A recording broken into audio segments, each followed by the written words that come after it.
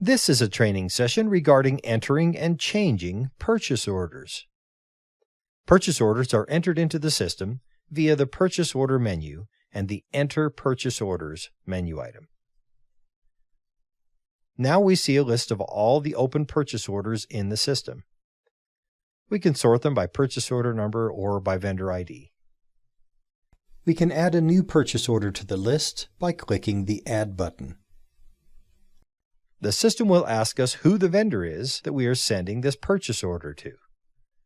We can type in the vendor number or we can select the vendor by using the ellipsis button. We can specify where the ordered items should be shipped to. We can have them shipped to a vendor address, a customer address, a job address, or any other type of address we wish to enter. We can now enter a purchase order number, the date the purchase order was issued, and a number of other dates. These dates may or may not show up on this entry screen, depending on the options selected in the Purchase Order Setup Options window. The system will now ask us for a default job. If all the line items will be charged to the same job number, it may be wise to enter the job number here, so that it will automatically appear on all of the line items we enter. Now we can click on the taxable box if all the line items on the purchase order are anticipated to be taxable line items. In order to add line items to the purchase order, we click on the Add button. The system now gives us a screen where we can enter in our purchase order line item information. The first information that is asked for is the item ID. We can either type in an item identification number or look one up from our item price file by clicking the Lookup button. We can enter a description of the line item, the vendor catalog number if desired, the quantity of items we are ordering, the unit name, and the unit price.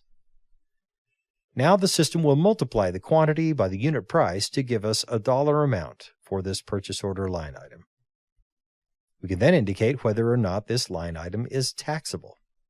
Now we need to specify where we will be charging the cost for this line item. Click on the detail type and select Job, GL Account, Equipment, or Inventory. If we select Job, we will then specify the job number and cost code this line item will be charged to.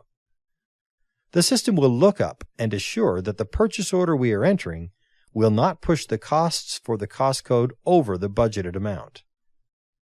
It will display a warning if this line item will take the cost over budget if we order this item and charge it to this cost code. Once we've entered all the appropriate line item information, we click the OK button. Another type of line item we can enter is a text line. We click on the Add button and indicate that this is a text line item by checking this box. The system gives us a large memo field where we can type any amount of text. This text will print on the purchase order that is printed to send to the vendor.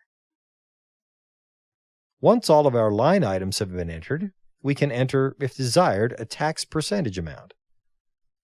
Usually a tax percentage is not entered into a purchase order because that particular information is not needed until the invoice arrives and the purchase order is reconciled to the invoice.